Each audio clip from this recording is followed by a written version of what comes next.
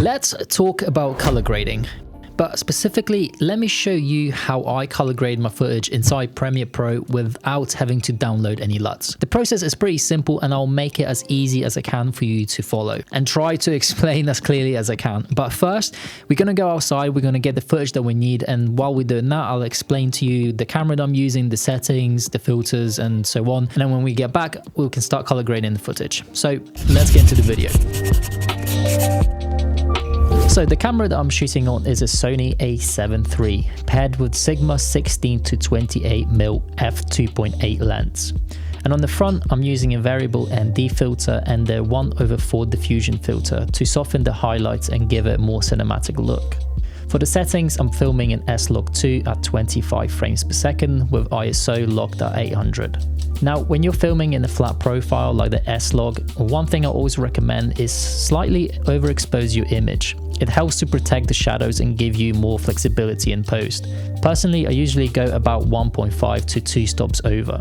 But now that we got our footage, let's go into Premiere Pro and start color grading.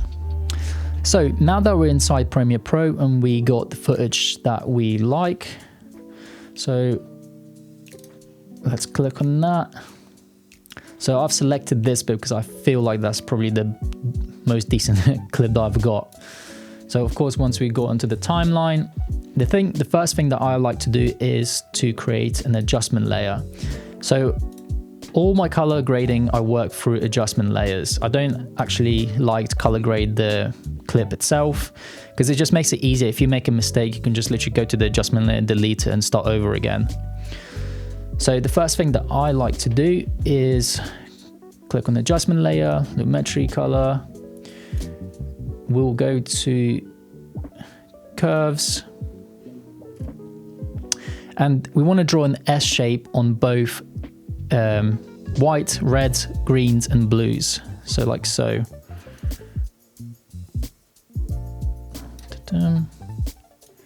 Bring that down. You don't want to go too crazy. It's just a little S shape like that.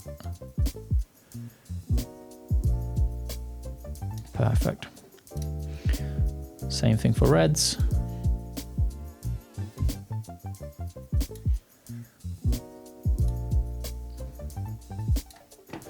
Same thing for greens.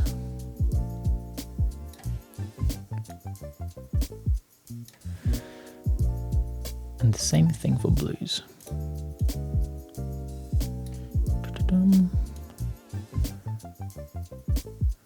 Like so. And if we click off that, you can see the difference it makes to our footage already. So the next step that I like to do is to bring some life into the subject. So for example, now we've got the horses, but you can do the same thing with people. So to do that, again, you click on the adjustment layer, drag it into the whole clip, select the clip, lumetri color. We'll go on to HSL secondary. We'll click on that. We'll select this little icon here and we'll just select the horses like so. And then we'll check this box here.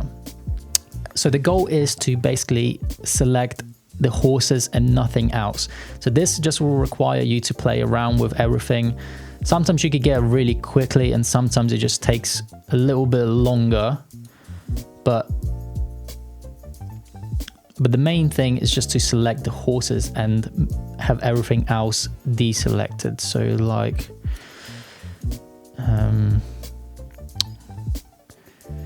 it's getting there, but nope. And like I said, this does take a little bit of time. Sometimes you can get it very quickly and sometimes it just takes a little while. But you want roughly somewhere like that. No, deselect. So I think I'm happy with that. I think that's probably the closest we're gonna get it without selecting too much of the background. Perfect. Okay, so just a little bit of denoise. And the thing that we want to do is just bring some life to those horses, just to make them pop a little bit. So to do that, you just want to add a little bit of warmth, saturation, just a little bit, not too much. And you can play around with the color wheel to kind of get the color that you actually want. Maybe around there. Let's have a little look, see what that looks like. So if you untick that, and then, so you can see the difference that it makes to the horses. It just gives them a little bit of color. That should be all right. Maybe if I bring them a little bit more saturation.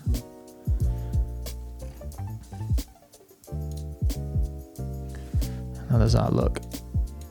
Perfect. I think I'm happy with that. So the last thing that you want to do, and the last step is completely your choice. However you want to kind of, what you want your footage to look like is completely up to you. So the thing that I do is literally make another adjustment layer. And we're going to go to lumetri color. And we're going to select just a basic color correction. And here you can just play around until you're happy with what you kind of want your footage to look like. So for me, I want to maybe add a little bit of warmth to the footage. Saturation, just a tiny bit, because you can see it's already kind of making the grass too green if we put too much saturation. Exposure, maybe down a touch. Contrast, we'll give it some contrast. Highlights, we'll drop the highlights down a little bit. Shadows, we'll drop the shadows down. White, we won't go too crazy with the whites, probably about there. And if we turn that off, you can see again, it just brings some life to the image. And because we gave the horses some decent color, it just makes them pop now. So I think I'm happy with that. So if we play the edited clip,